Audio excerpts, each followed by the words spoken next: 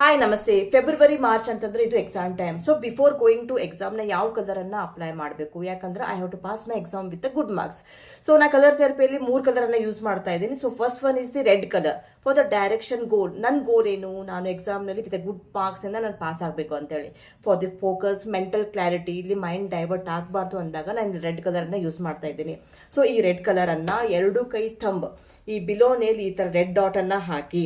So next for the logical, analytical, for the complex problems ಅನ್ನ solve ಮಾಡಬೇಕು ಅಂತಂದಾಗ we need fire energy. So ಅವಾಗ left hand index finger ಈ ಬಿಲೋನಲ್ಲಿ ಈ ಕಡೆ ಸ್ಕೈ ಬ್ಲೂ ಅನ್ನ ಅಪ್ಲೈ ಮಾಡಿ, ಆಮೇಲೆ ನಾವು ಓದಿದೆಲ್ಲ ನೆನಪಾಗಬೇಕು, ರಿಕಾಲ್ ಆಗಬೇಕು ಅಂದ್ರೆ ನನ್ನ ಮೈಂಡ್ ಅಲ್ಲಿ ಮೂಮೆಂಟಮ್ ಬೇಕು.